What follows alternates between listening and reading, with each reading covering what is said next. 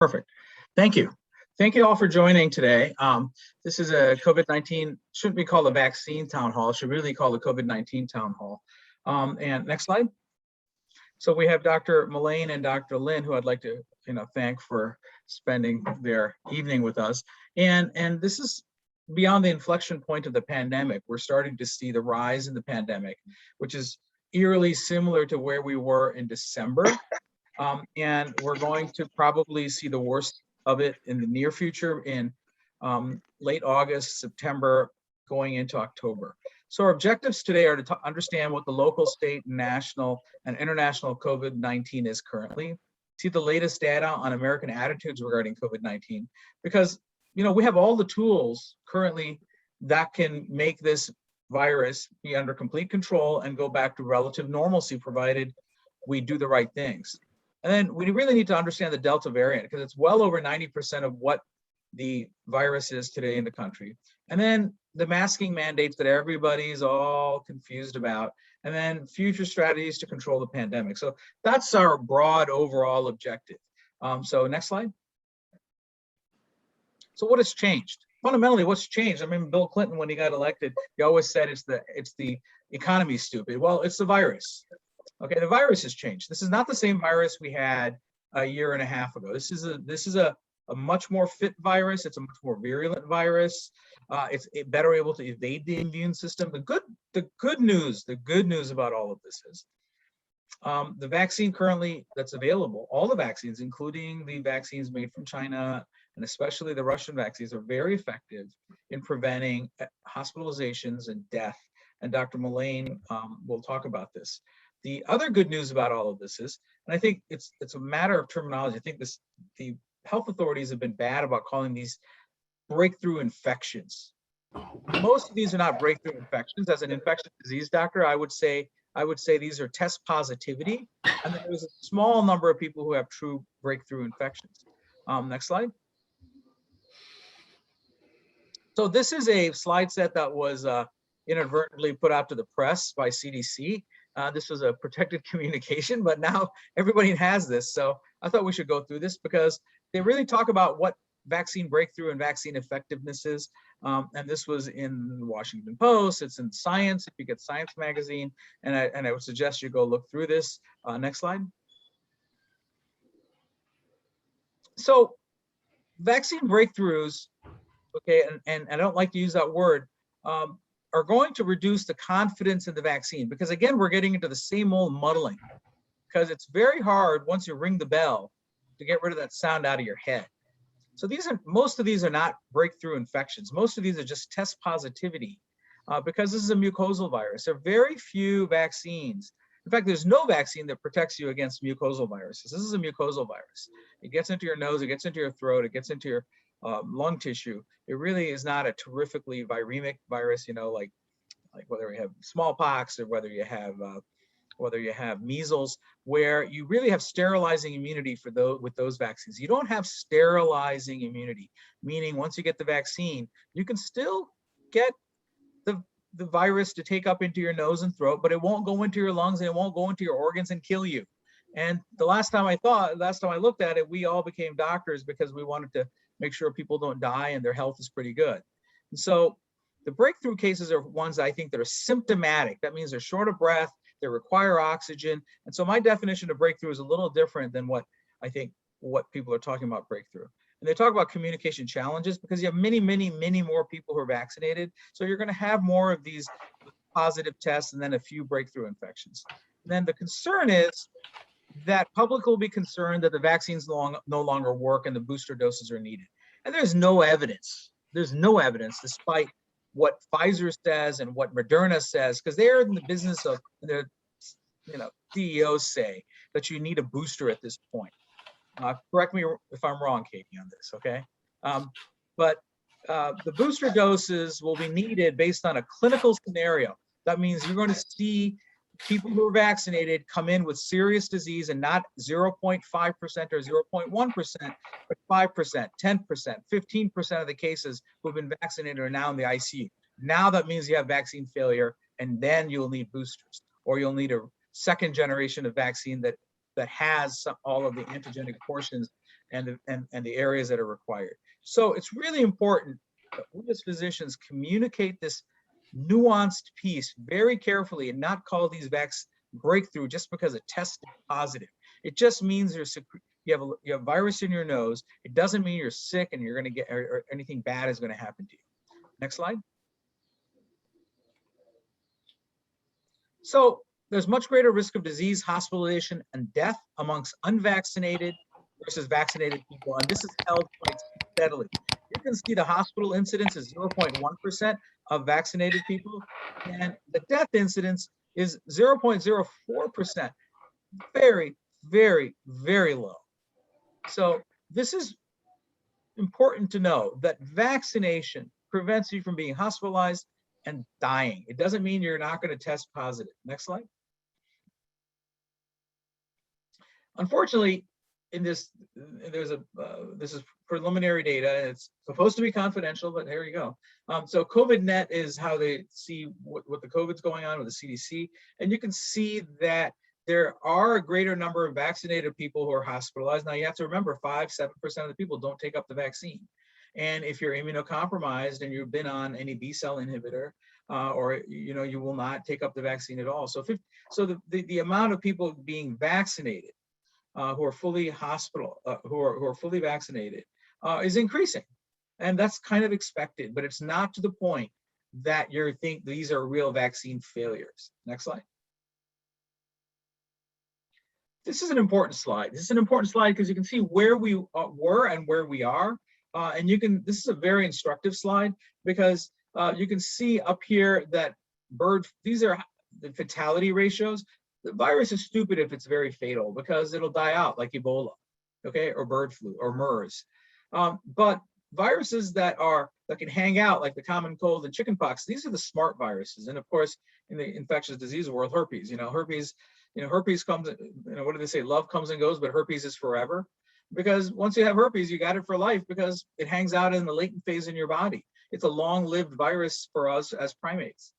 Whereas the new viruses tend to be virulent and they tend to die out. So now SARS-CoV-2 is spreads faster, and actually it's more deadly than it was when we first had it. In fact, it's as infectious as chickenpox, and it's as deadly as measles. It's not a virus to be trifled with. When it first came out, it was like, oh, it's like the flu. This is not the flu. This is and the flu is supposed to be in a winter virus. Now what scares me is we're seeing surges in this country in the summertime. And that means we're in for a longer winter. And this is what truly scares people who've been doing this now for a little while. So Delta is more transmissible than MERS, Ebola, common cold, flu, including the Spanish flu and smallpox. It's as transmissible as chickenpox. It's not as transmissible as measles. Next slide. And it's associated with much higher viral loads. And it shows that the Delta variant is now able to hang out in your nose, and you have a significant amount of virus in even asymptomatic people. And so you can spread it to unvaccinated people and get them ill. So hopefully everybody living within your household and your cohort is vaccinated, because if you're a physician and you're out there taking care of these patients, you may be carrying this virus and be completely asymptomatic, and come home and give it to whoever is not vaccinated. So the risk of reinfection with Delta is higher, especially compared to the Alpha variant, the B.1.1.7 variant, if your prior infection was more than 6 months ago. So the immunity from natural infection does tend to wane. And then the CT values, which is the cycle threshold values. So the lower the cycle threshold value, the higher the amount of virus in your nasal cavity. And the Delta variant has higher amount of virus in your nasal cavity compared to the ancestral strain. And you carry it for a longer period of time, 18 days versus 13 days. Next slide. And again, I don't like to use the word breakthrough infections because I think this is more, so through passive surveillance, you can see that there are about a 10-fold higher increase in viral load for Delta compared to Alpha. And then there's this, if you please read the MMWR, the Morbidity and Mortality Weekly Reviews of Barnstable County. Now, there's no difference between vaccinated and unvaccinated, but there's a certain nuance to this.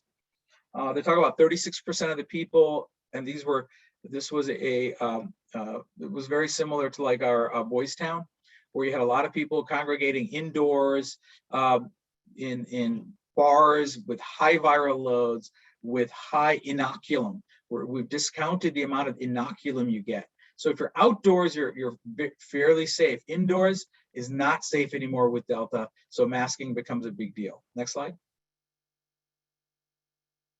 So this is the Institutes of Health Metrics, and this is from University of Washington. So where are we now?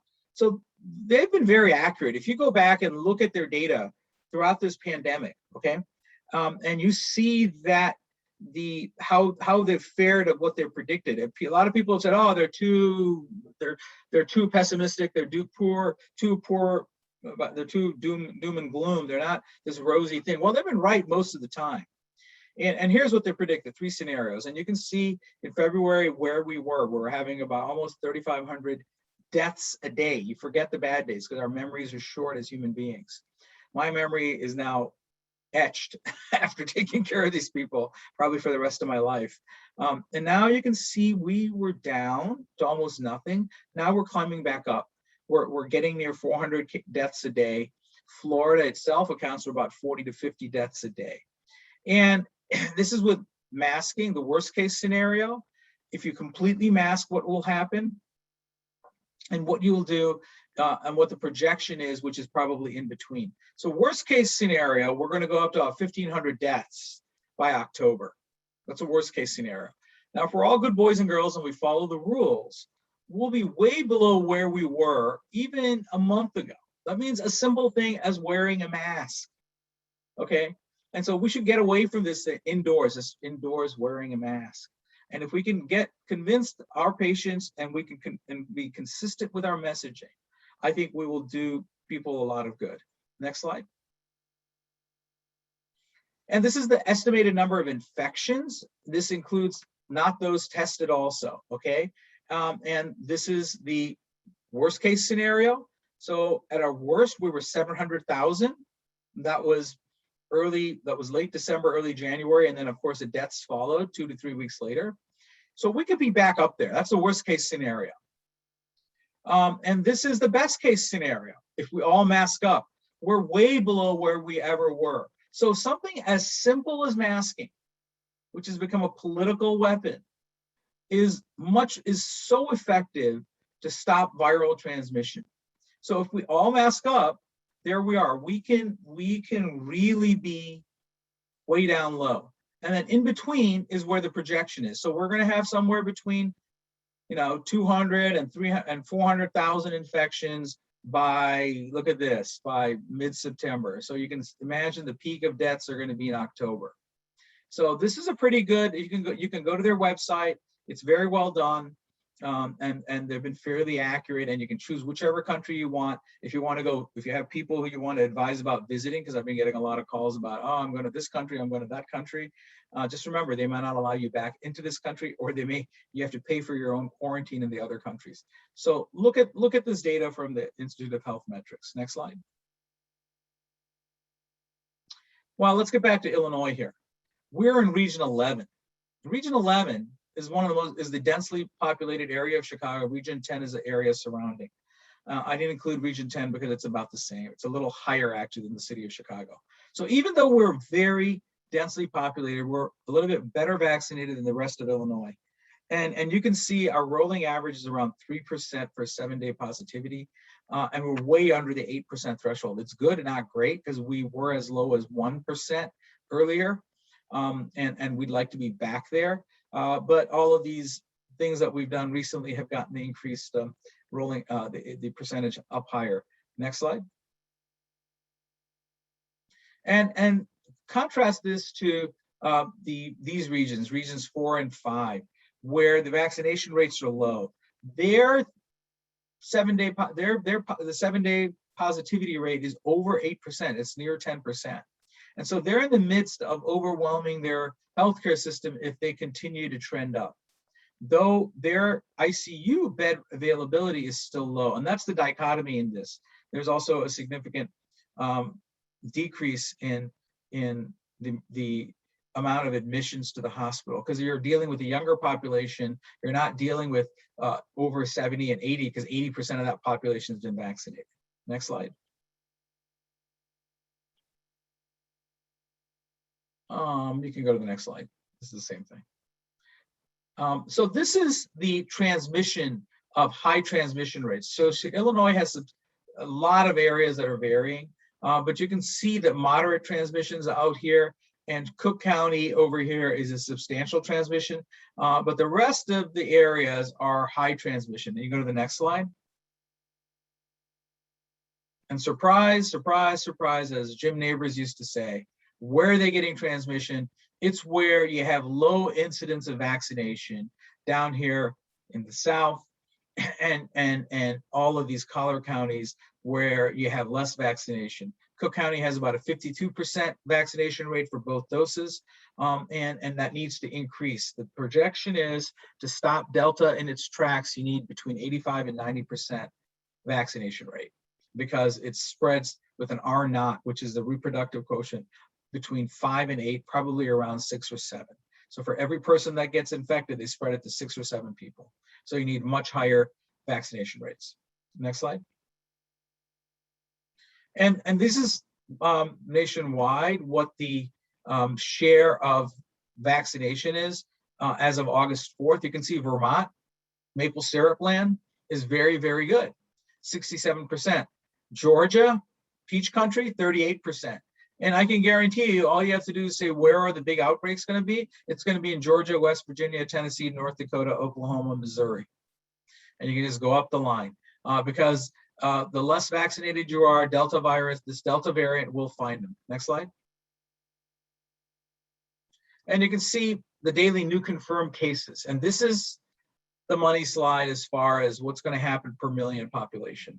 The United States is in a slope, which is eerily familiar to where it was when we were headed to the worst of the pandemic. I think it's not going to be the same pandemic because we're dealing with a different set of population. We're not dealing with the nursing home folks. We're not dealing with the old folks.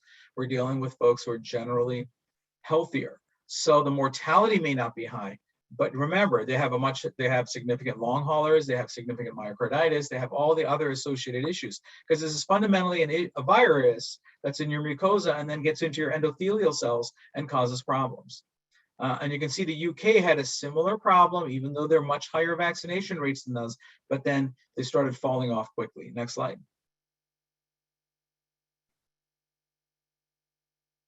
Next slide. Okay. And this is the daily new confirmed cases. The United States is on an upswing.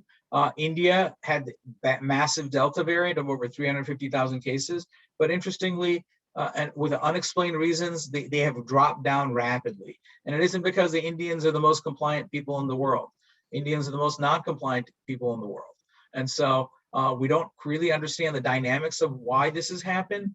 The government will take credit for it, but there is something in the biology of this that we need to further understand. But the United States is in a dangerous upslope. Next slide. And the number of COVID patients in hospitals. This is the scary part. You can see where this graph was going, and you can see how this graph is going. And so we are in a dangerous phase of this illness as of August 2nd. Next slide. And worldwide, you can see we are a hot spot. The hottest spot down here is Botswana. And you can see the Middle East is inundated now, and Australia has died down. China has its own outbreak. Next slide. The Delta variant is the predominant variant in this country, South America, Europe, Oceania. It is other than in South America where you have a small increase in Lambda. Next slide. This is Lambda variant, which is a variant of interest, which may become a variant of concern, but that time will tell. I just wanted to put that out there so people are aware that there are other variants of interest. Next slide.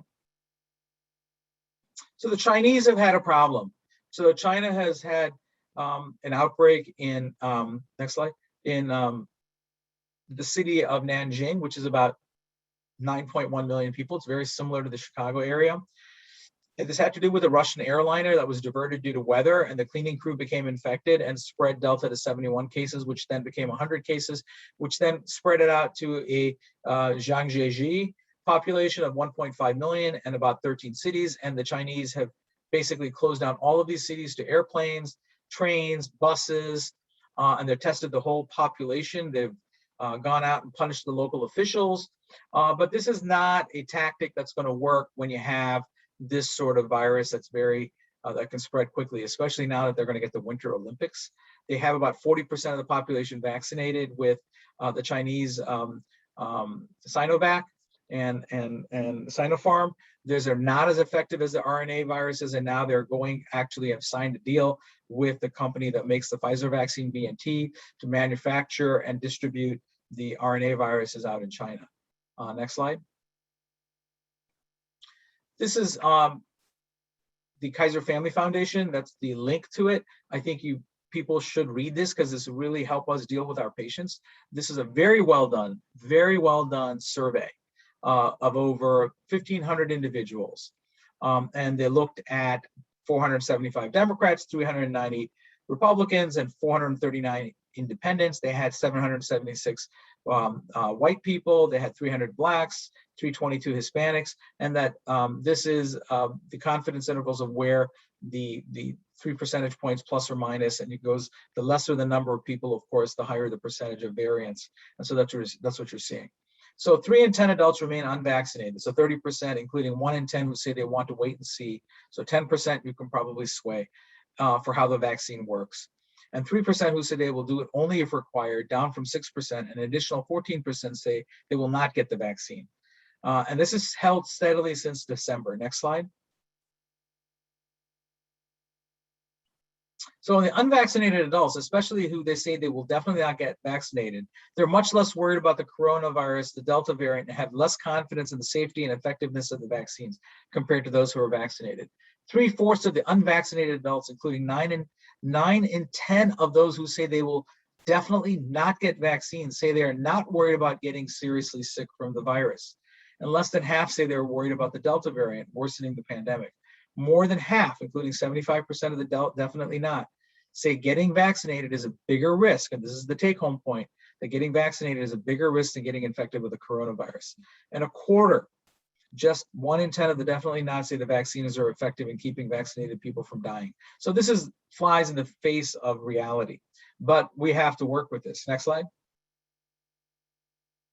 7 in 10 adults have either gotten a COVID-19 vaccine or plan to do so ASAP. And the question is, have you personally received at least 1 dose of COVID-19 vaccine or not? As you may know, an FDA authorized vaccine for COVID-19 is now available, free to all adults. So do you think you will get it as soon as possible, wait and see, and only required? And you can see this is held steady, that 15 to 14% all the way. So these are the hardcore people who say they're not getting vaccinated.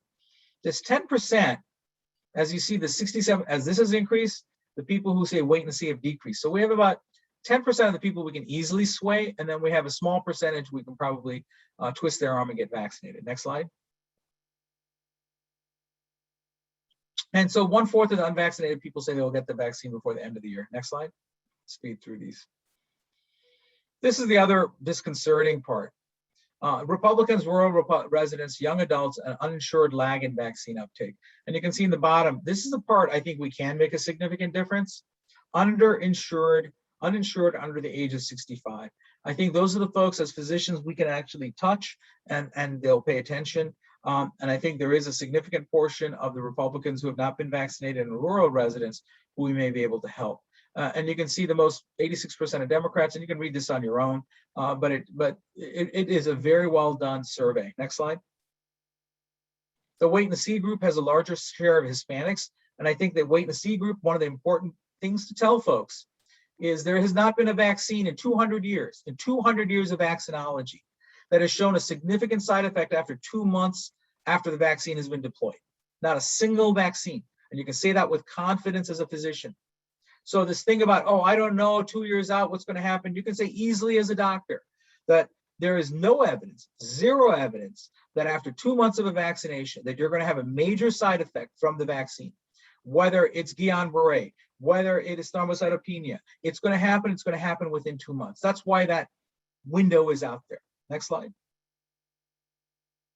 Unvaccinated adults who say they definitely won't get vaccinated are less worried about getting sick from coronavirus, and they see vaccination as a bigger risk of health. And this has to do with disinformation. Next slide. And then views of seriousness of corona are closely tied to vaccine intentions, with most who say they won't get vaccinated also saying the pandemic has been exaggerated. And so this has to do with the news that they're consuming, whether it's Facebook, whether it's on TV, whether it's on other media outlets. Next slide. Majority are worried the new variants will lead to a worsening of the pandemic. More than 1/3 are worried about getting sick. And these are the smart people, because if you have not gotten the vaccine, the Delta variant will find you. Next slide. Majority of adults are worried new variants will lead to worsening of the pandemic, and that's the unvaccinated, you can see, are less worried. The vaccinated are worried. Next slide. And then the Johnson & Johnson vaccine, unfortunately, is dead in water because it's had too many strikes against it. It is a good vaccine. It is a fairly safe vaccine, not quite as safe as the mRNA vaccines, but one dose and you're done.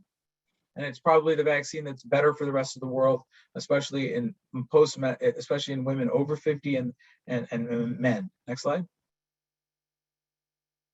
And they're not, and then the majority of unvaccinated adults are not confident in the safety of all available COVID vaccines in the US. Next slide. So what is the solution? And you saw our lovely face of the big JB, Pritzker.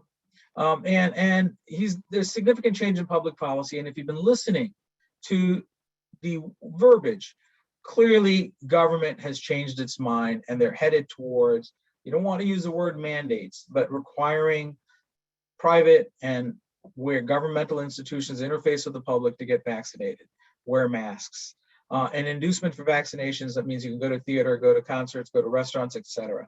And France has done this, Italy has done this, and I think our own government, including our governor, has done a good job about mandating vaccines. I don't see a way out of this without mandating and getting people to force people into doing the right thing. Next slide.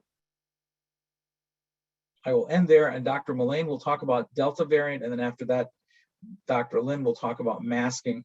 So thank you, Katie, for doing this. I'm happy to do so. So we're going to talk a little bit about the Delta variant and then what comes next.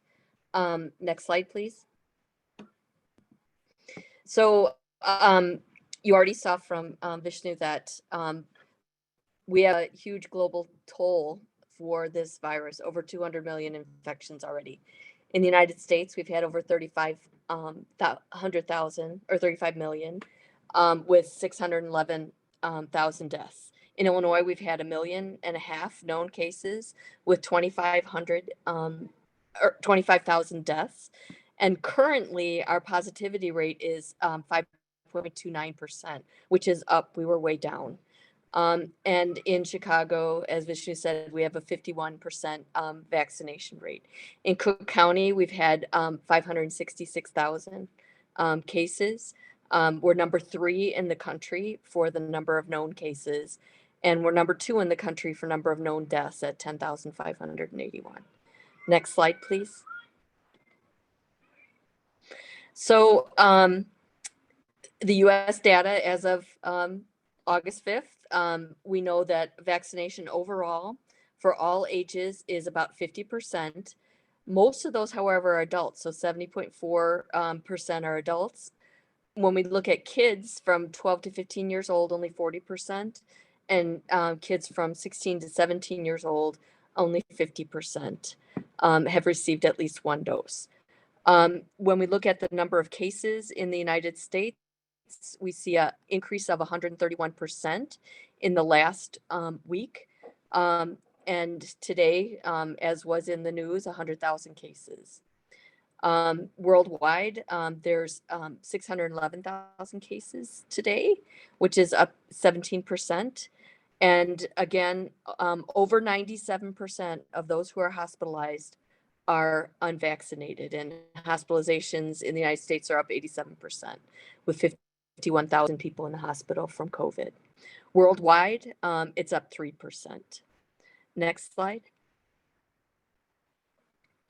So the current designated variants of concern, Delta, we know, Gamma is now in Florida and is accounting for about 10% of the infections there. And there's large concern for that because it does have the E484K mutation, which makes it less susceptible to our vaccines and certainly less susceptible to some of the antibodies that are available as monoclonals for treatment.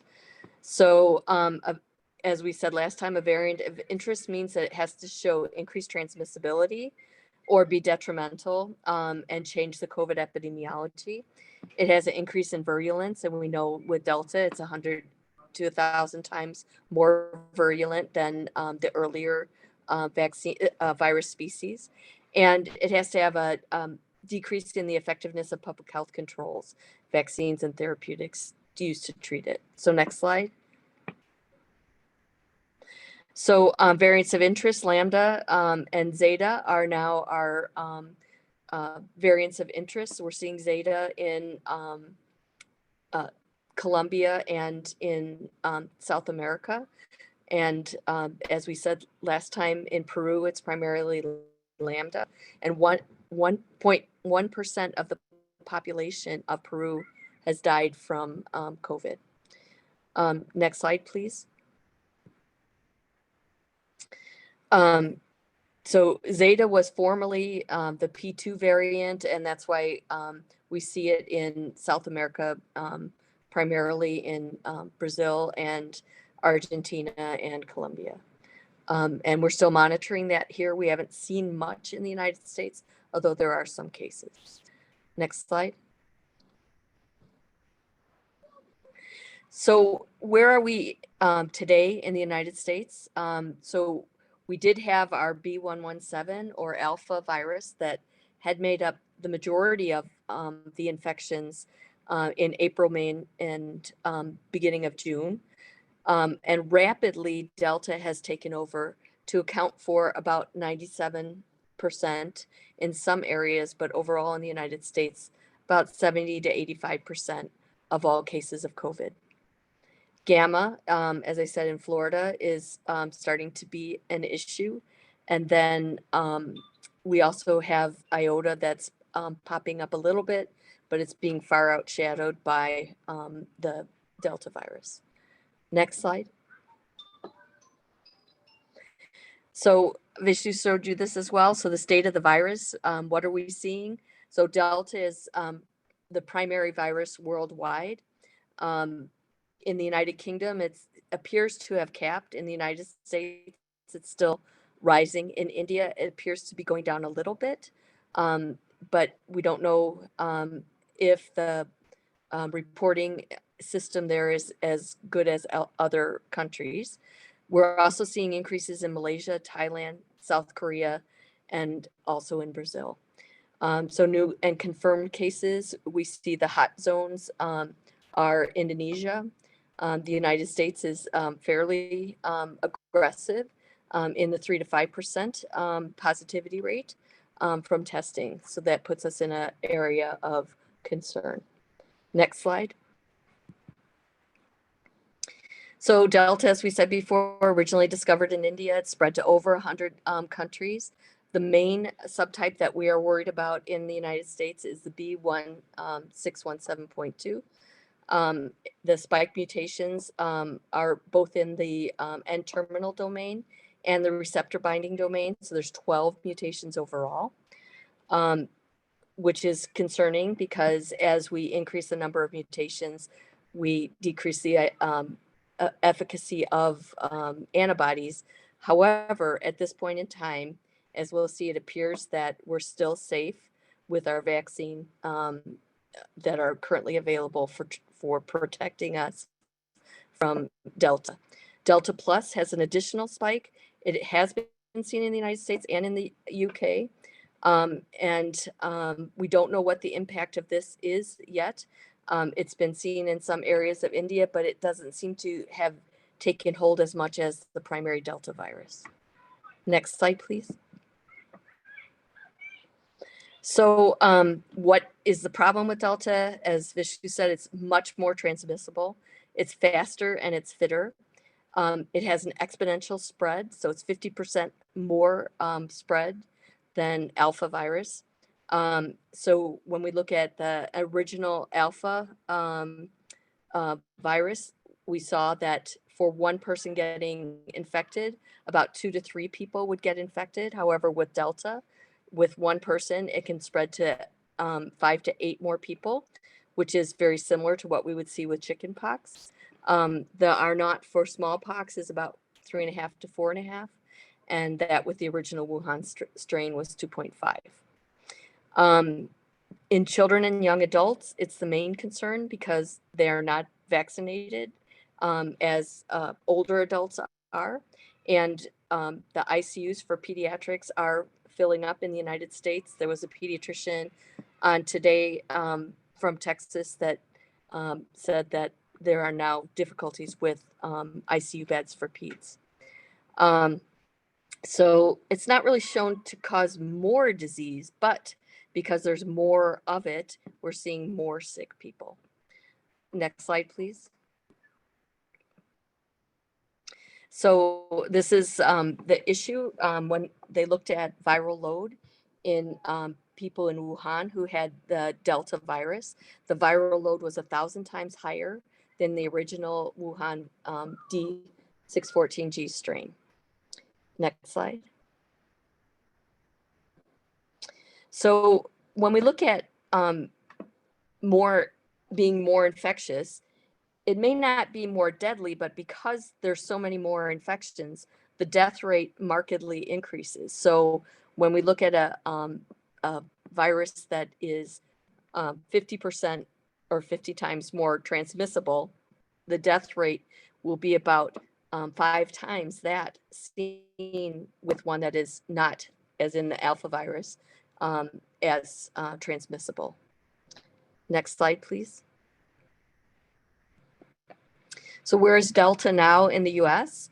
The hotspots, of course, southeast and northwest. And again, those are the areas that are low in vaccination rates. Although happy to hear today, there is runs on vaccines in Louisiana and in Alabama. So hopefully those areas will catch up sooner than later. Next slide, please. So daily trend in cases, when we looked at the beginning in April of 2020, there were about 35,000 cases per day. At our peak in January, we had about 295,000 cases per day. We went down to 9,000 cases per day at the end of June, and we're already up to 105,000 cases per day. Next slide.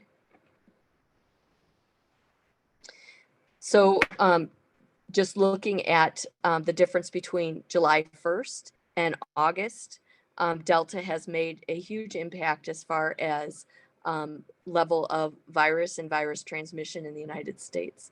So the red areas are the high areas of transmission, blue is low, and Delta has kind of blown our low out of the water. Next slide, please. So in the highly vaccinated countries, we see surges in cases, but we don't see deaths. And that's what we really want people to understand. If people are vaccinated, yes, they may get a viral infection. However, the likelihood of death is very low. So as you see in the United Kingdom, the red line for deaths per million people, even though the virus epidemic rose quite high, there were very few deaths associated with it. And we hope to see the same in the US. Israel, the same, although there are more cases that are being seen, the death rate is quite low. Next slide, please. So what about Chicago and Lollapalooza? So on average, we're having about 252 cases per day as of the 2nd. That's a 42% increase from the week before. We know about 52% of people in Chicago are vaccinated, as opposed to Seattle, where 70% of people are vaccinated. The cases typically with Delta occur about 10 to 14 days after an event. So we're not at the point where we can say, has there been a big impact from Lala yet? And it's also going to be hard to tease out whether it was Lala that spurned any rise in the cases, because we already had a rise starting in Chicago beginning in June, the end of June. So spread could have occurred outside of the immediate area in restaurants and bars with public transportation, hotel lobbies. It could have been brought in by the crowd with Lala. But unlike other events that have been super spreader events, over 90% of people were fully vaccinated going into Lala. There was testing in those who were not vaccinated. And on day one, over 600 people were turned away because they did not get tested and they did not have proof of vaccination. So a big concern, of course, is are people going to bring a viral souvenir from Chicago to other parts of the United States? And this number of 252 cases per day as of 8/2 far pales to the 4,300 cases per day that are being reported in Louisiana. Next slide.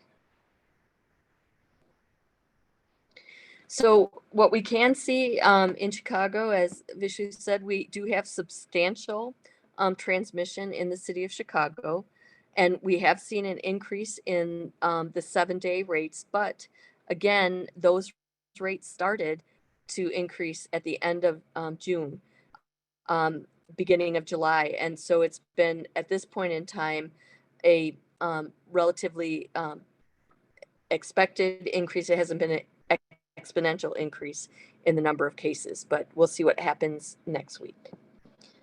Next slide, please. Now, this is opposed to the Buck Zone and Wisconsin. So on July 20th, the championship game occurred, and there was dancing in the streets of Milwaukee. Then on July 22nd, there was a victory parade. 52% of people in Wisconsin are vaccinated. It was estimated that less than 50% of people who were at the festivities wore masks. The 7-day average on 8/3 for cases per day of COVID increased to 315, which is up from the 67 per day on 6/20. And the 1-week average of new cases rose on 8/3 to 962, which is again up from 223 on 6/20 in overall Wisconsin. Next slide. So we can see in Wisconsin, there was a jump in cases starting at the time of the event. So we know that the event was a super spreader event throughout Milwaukee and as well through the state of Wisconsin. So the case rate increased from to 236 cases per 100,000 people. Next slide. So where are big places in the United States now for Delta? Again, it's those places primarily that didn't have vaccination. So Florida, Georgia, Louisiana, Missouri, and Texas. California has its own new variants that have popped up and are being seen. We do see cases increasing in California, but much Delta as the variants that were present already there. Next slide. So again, symptoms for Delta are different. Usually people who have Delta virus will have headache, sore throat, and runny nose. And I'm going to guess that most of these people are the ones that were vaccinated because these are the ones that are not hospitalized.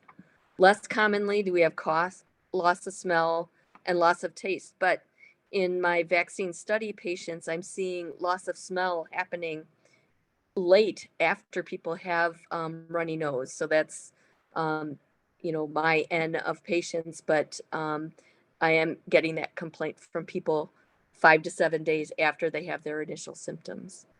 And then the new complaint that was reported with Delta is hearing loss.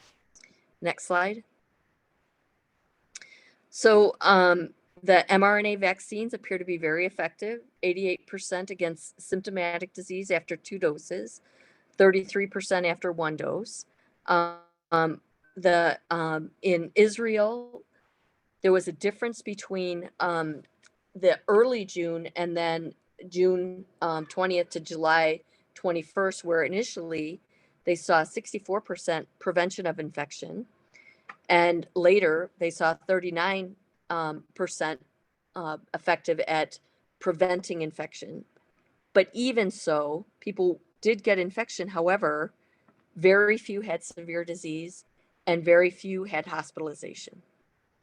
The AstraZeneca vaccine as well, 60% activity against symptomatic disease with 2 doses, 33% with 1 dose, 93% effective against hospitalization after 2 doses, 71% after 1 dose.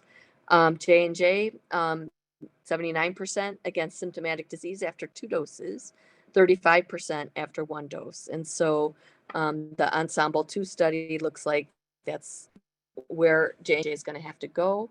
Although I'm sure after the scare with the thrombosis events, that's going to be a difficult one. Again, it was very effective in preventing hospitalizations, 96% for hospitalizations after 2 doses, 80% with 1. And then those are the references on the bottom for J&J. Next slide, please. So Vishnu talked about the Barnstable County, Martha's Vineyard, Cape Cod super spreader event. There were 469 cases associated with multiple summer events and large gatherings. 347 cases occurred in fully vaccinated people. That fully vaccinated meant that they completed either a 2-dose course of a messenger RNA vaccine or a single shot of Johnson & Johnson. 71% of the vaccinated patients had breakthrough infection were symptomatic, with the most common symptoms being cough, headache, sore throat, muscle pain, and fever. Only 5 were hospitalized. 4 out of the 5 were fully vaccinated, and this was 1% of the total vaccinated population. No deaths were reported. 90% of those who were of the specimens that were sequenced, which was 133 specimens, were Delta. And this led the CDC to reinstitute universal masking for indoors. Next slide. So what about sera and from vaccine recipients against these new variants? And we showed this last time that against Delta virus, the serologies for people from Strasbourg, which is an area that they follow people long-term to see if they are able to maintain their susceptibility or not. In those people who were positive who did not get a vaccine booster, they had very little activity against the viral strains, while those who got boosted with vaccine had very good activity against alpha and delta virus. For those patients who were in the Pfizer study, for week 3 patients after vaccination, for Delta, not so effective. However, after the second vaccine dose, very effective. And the same is true with the AstraZeneca. After the second dose of vaccine, very good activity was seen. Next slide. What about the Moderna vaccine? So 1273 had very good activity looking at eliciting neutralization against Delta and P1. So it looks as though it has withheld its activity, and they reported 93% efficacy at 6 months, even against Delta. Next slide, please.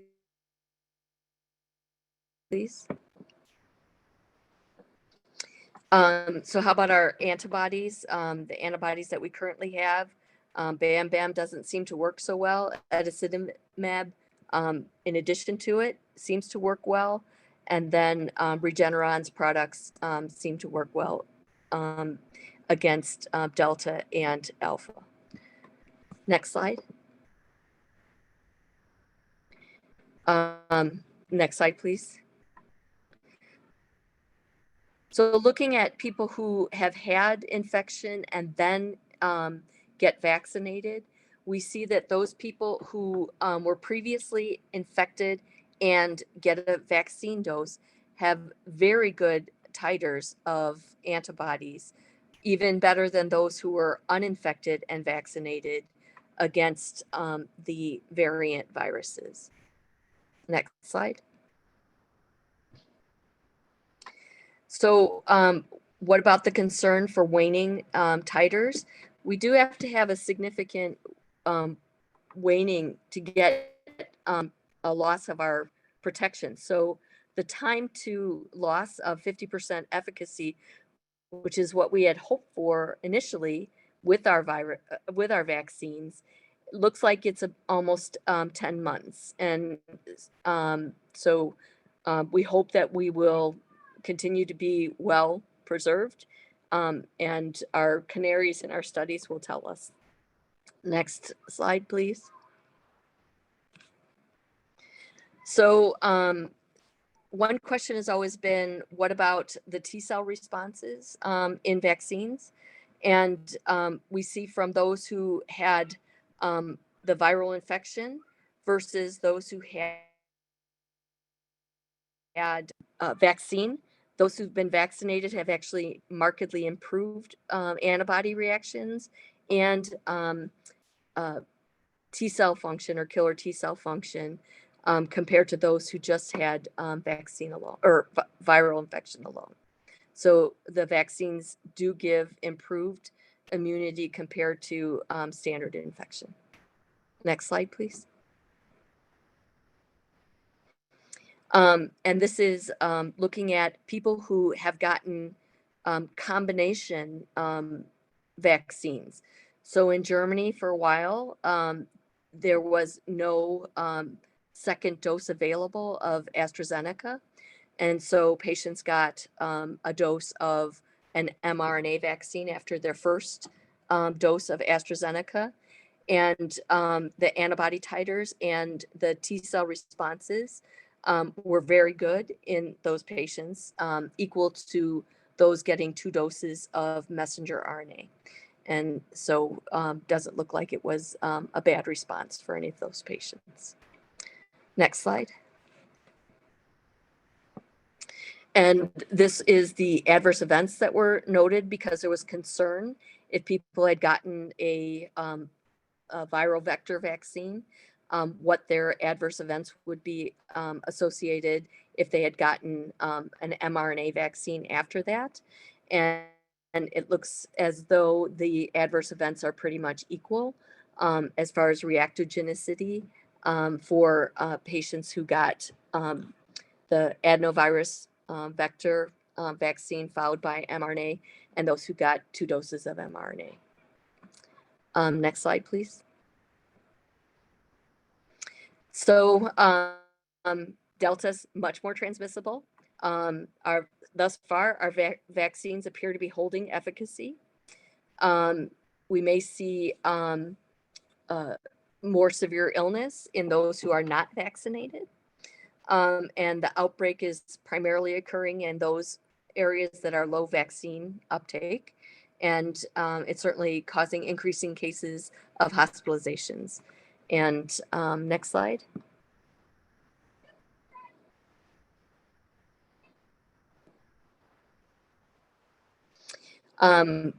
So what about the efficacy of the other vaccines, the Chinese vaccines in Chile, where we see alpha and gamma compared to the Pfizer vaccine? The hospitalizations and death rates are not bad, and so seems to be holding its own. Next slide. What about Lambda, the variant of interest as well? We also have Eta, Iota, and Kappa as variants of interest. It was first detected in Peru in August of 2020, and it's had an increasing incidence since. It has 7 spike mutations, and 81 to 97% of samples sequenced in Peru are this Lambda variant. It has some concerning characteristics. There's about 4,000 cases per day in Peru. There's been over 2 million cases with a very high case fatality rate of 9.3%, which may be due to the medical care that's available there and not just the virus itself. It's present in other South American countries now. In Chile, it's increasing in frequency there, along with gamma, and it's been found worldwide. We don't know if it will outcompete Delta, but we see that these viruses kind of come in waves. Next slide. So this is gamma, which is the concerning one in Florida right now. We're seeing high incidences of it in South America, although it is increasing in the United States as well. And as we see the rolling average, it still is primarily a South American continent or area virus, and not so much in North America at this point in time. Next slide. And what about COVID in the Americas compared to the UK? So we are seeing increases in the United States. Brazil seems to be waning a little bit. They were primarily P1. We'll have to see what happens when Delta presents down there. And Canada has had a slow rise in cases. Next slide. And then excess mortality is always a concern when we look at COVID. Peru, of the countries in the Americas, has been the highest hit with 0.1% of their population dead. United States has had a significant, but nowhere near incidence of mortality in excess directly related to COVID compared to Peru and Brazil, and more in line with England and Wales. Next slide. So I'll end this because I think there was some questions for Dr. Lin on teratogenicity and sterilization from the vaccine. So people who think the COVID vaccine will modify their genetic makeup should welcome the opportunity. Thank you. Oh, some notable quotes, sorry. So I loved Governor Phil Murphy from New Jersey, who said, "You've lost your minds. You are the ultimate knuckleheads. And because of what you're saying and standing for, people are losing their life." And he's a Democrat from New Jersey. And then in Alabama, where UAB is the bastion for infectious diseases, the governor said it's time to start blaming the unvaccinated folks, not the regular folks. It's the unvaccinated folks that are letting us down.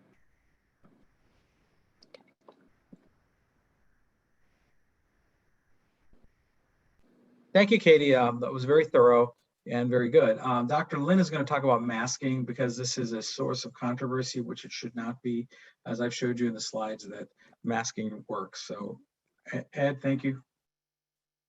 Running late. Yes, I'll try to keep my remarks brief. I want to thank Dr. Mullane for all of the review of the Greek alphabet. I haven't heard those letters as frequently as the time I was pledging a fraternity, and I had to learn how to say it 3 times on a burning match and not burn my fingers as a hazing. When I'm speaking to a group of physicians, I have not taken, I will not take up your time to try to convince you that masks work. I hope that you understand that there's good science behind it. We have epidemiologic studies, as well as actually some engineering studies showing that masking is effective. However, what I'm trying to do in this brief moment with you is trying to give you some thoughts to help you counsel your patients. And this, I think, we have to help explain things. So about 10 days ago, the CDC came out with general recommendations. And they said, if you're not fully vaccinated, age 2 or older, you should wear a mask in indoor public places. Pretty black and white. However, where it gets a little bit more complex is with their recommendations, both for outdoor settings as well as for vaccinated individuals, where they say in areas with high numbers of COVID cases, consider wearing a mask. And I'll touch on that momentarily, but I think that's where people are getting confused. Next slide, please. So plain and simple, if a person is unvaccinated, wear a mask. Definitely indoors, but they should be wearing it in public places where there's close contact. We know from the work that was done kind of elucidating the super spreader event in Massachusetts in Martha's Vineyard, that this virus will affect both people who are vaccinated and unvaccinated. So I don't think there's any debate that our unvaccinated patients should, one, get vaccinated, but they should be using some mitigation strategy involving mask wearing. Next slide, please.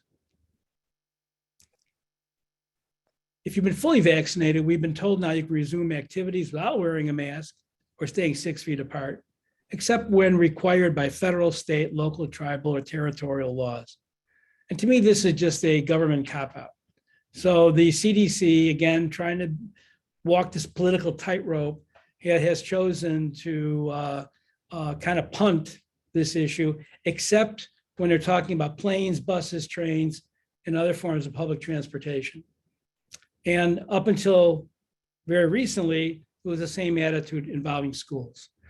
Next slide, please. But these are the most recent recommendations from the CDC. And they kind of changed their verbiage a little bit.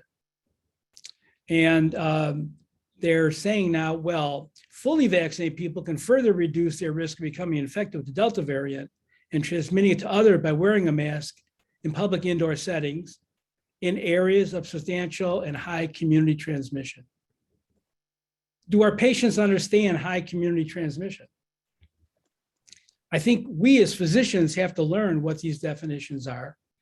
And also we're very dependent upon our public health authorities, both at the county, different communities that have health departments, as well as the state, to kind of tell us when this is occurring. And that's basically what Governor Pritzker did when he issued his recommendations yesterday. As far as school, the CDC recommends universal indoor masking for all teachers, staff, students, and visitors to schools, regardless of vaccination status. And children should return to full-time in-person learning in the fall with proper prevention strategies in place. This is the wording now, as you'll find on the CDC website. And this is in essence what Governor Pritzker did when he came out yesterday. I can tell you that the IDPH website does not have his recommendations on it yet, but you can get it in the newspapers, and I'll show you what was printed. Next slide, please. So this is what came out yesterday. And basically what he's saying is that these orders bring Illinois in line with guidance from the U.S. Centers for Disease Control and Prevention, which last week recommended that all teachers, students, and staff wear masks. And this is, I think, a much simpler point to convey.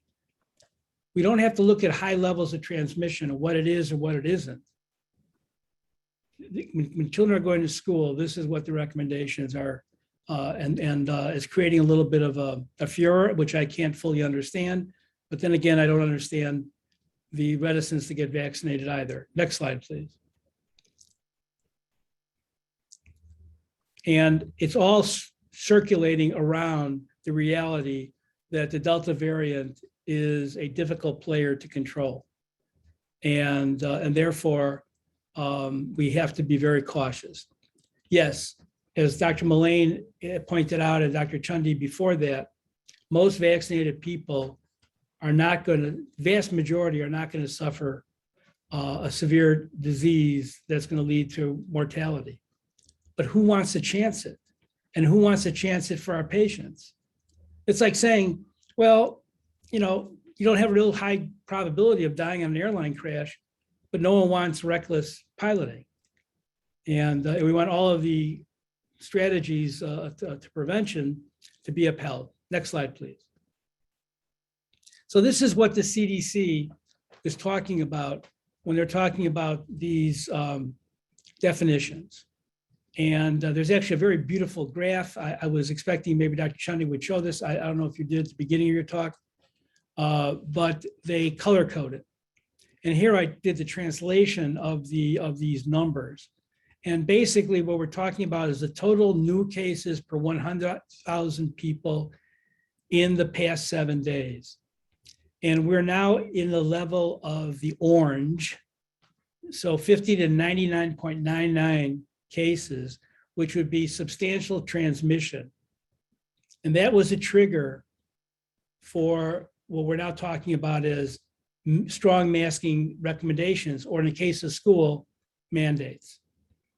You could also look at the number of nucleic acid tests, positive tests, during the past 7 days, and it's translated here in terms of these numbers.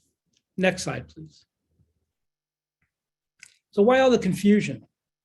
Well, I think it started in May when the CDC announced that vaccinated Americans no longer need to wear masks indoors, with some exceptions, and state and local authorities can still impose their regulations.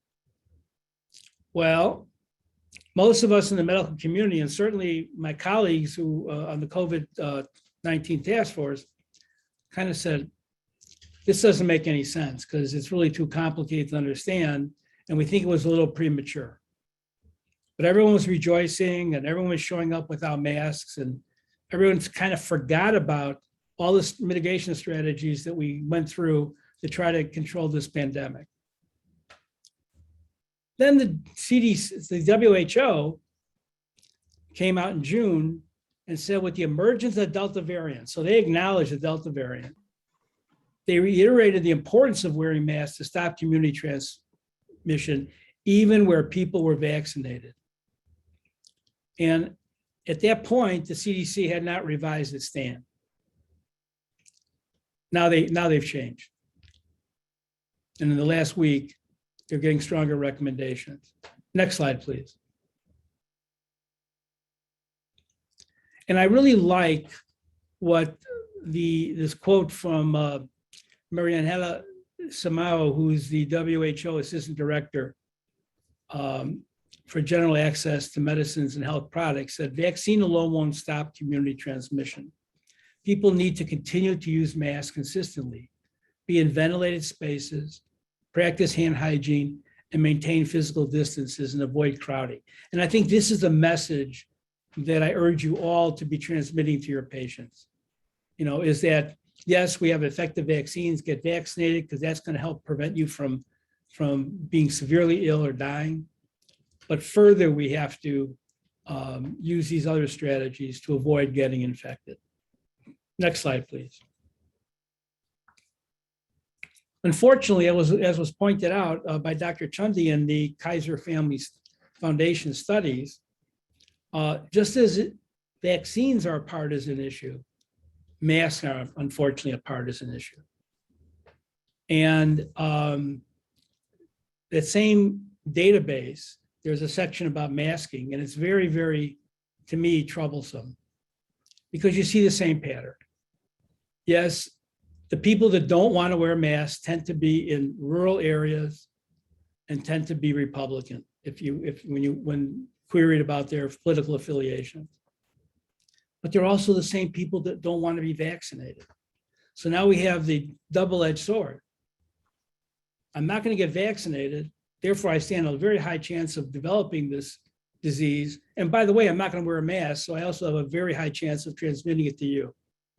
Is kind of the message that I'm taking from that. I'm not trying to be harsh. And I think that's why it's so important that we counsel our patients, with the truth and with the reality. And let's forget about political affiliation. And let's not talk about where we live, because the virus doesn't know borders. Okay. And certainly when it gets into the more densely populated areas that we live in the Chicagoland area, we really pay the price because of proximity issues. Next slide, please. So just in summary, we have a strategy to try to blunt the onslaught from this virus, and that's masking. And I think we have good science and good evidence that it is useful. Basically, my take at looking at this, it's inexpensive, it's effective, and despite all the protestations, I'm not aware of any scientifically proven dangers from wearing masks. I think we have time for some questions, and I'll let Dr. Chundy lead that discussion. Yeah, Ed, I had one question for you. So when you look at masking, it's and Kate also, it looks like it's as effective as a good vaccine. So I think as physicians, it's our more of a statement. I think it's our responsibility to insist on masking indoors. Outdoors, there's such great dissipation that it's unlikely that, unless you're within a foot of each other or screaming or yelling, it's likely to be a benefit. Any comments, Kate or Ed or? Well, I agree with you. And again, yes, there are subtle differences between the type of masks, but again, those studies were really done under extreme conditions. When you're talking about in the hospital room with long periods of contact with somebody who is sick. As was pointed out, though, we're dealing with a different beast with Delta variant. So every time a patient exhales, we're getting 1,000-fold more virions, which are potentially infectious. So I think masking on top of vaccination, when you're indoors, where the chance of spread is the greatest, is, I think, terribly important. And one question. N95 masks in travel, especially if you're on an airplane or going through crowded areas versus wearing a regular surgical mask for adults. I don't think N95s are used. It's hard to put that on kids. Do you have any comments on that, Kate? A lot of people ask that question. Well, certainly we don't want to steal all the N95s from the hospital where they're needed, but there is the N94 variant mask that's supposed to be that's it. That has been shown to be very, very effective, and I think it's a reasonable choice if you're going to be in an enclosed area where you are very concerned, as in airplane travel or in a crowded room. Yeah, and again, to remind everyone that the N95 was proven to be effective under ideal conditions where it's fit tested. And so the average person who may even get a hold of an N95, we don't know whether that mask is fitting them properly or not. But there are, whether it's the KN95s, and some people argue that the ones from Korea may be more effective than the ones from China. I can't get into that, but I just think any well-fitted mask, and if there's any concern, double masking. And that was also shown to be highly effective, where you would wear a paper mask covered by a multi-layer cloth mask, which also was shown to be quite effective if you're that concerned. I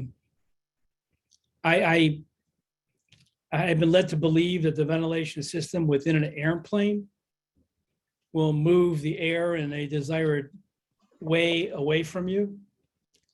I can tell you that's not the case in the airport. So that's where you have to be more vigilant, I think. Once you're on the plane, you may be a little bit better off. But as the incidence is rising, I think people need to think long and hard about whether it's worth traveling. Yeah, there were several questions about duration of air flight, considering a long airplane flight. I think flights less than 2 hours have been generally safe with the old variant. I don't know about Delta. Overnight, these 8, 10, 12-hour flights are a problem. And then the next question is, how long should Delta positive patients be quarantined? And I think Dr. Mullane, you would be the expert on that. What do you think? We know. Oh, sorry.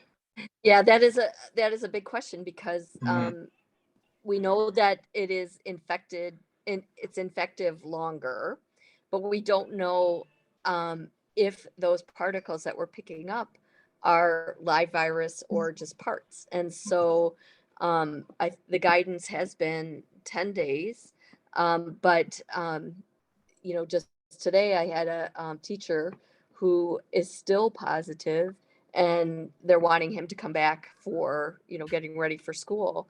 And I had to say, I don't think that you should go back until you're negative. So I think depending on the situation, if people can get tested every other day or every few days until they are negative, that's a reasonable thing. But we just don't know with Delta. Yeah, Dr. Rhodes has a question here that says CDC is waffling on masking. Our leaders are waffling on masking, and should Chicago Medical Society come out on recommendations of indoor masking? And I think we want to say that indoor masking should be required with Delta variant, and I think we're going to come out with that. And as well as mandating vaccination. I think enough of this. We've tried cajoling, we've tried education, we've now have no access issues. So I think it's time for mandates and move on and move forward in society. And I think most of the medical centers and large teaching centers are doing this. We as a group have done this several months ago. And just look at Mississippi. Mississippi is, to me, the classical example of what mandates do. Mississippi mandates vaccinations for children, and they have almost no way of not getting children vaccinated if they want to go to school. The vaccination rate amongst children in Mississippi for COVID is over 94%, okay, for kids over 12. Yet their adult vaccination rates, as Katie showed you, is not as high. So mandates work for this. And I think that's what's going to have to happen. You may be the bad guy and people are looking out for their votes, but that is what it is. So people have to make their decisions, and the elected officials have to have the responsibility. Dr. Lin pointed out earlier that, a politician does not mean you're a good leader, and vice versa. So, being a good leader may not make you a good politician. So let's see where all this plays out. I'd like to thank everyone. I know there are lots of questions coming through. We will have another topic in 2 weeks, because this seems to be quite topical and lots of folks are interested in this. And we will continue this conversation because I think all the indicators are that we're back into this full time. We were hoping we would have a break. I was hoping we'd have a break at least through the winter, but I guess we're wrong. So thank you very much for joining, and have a good night.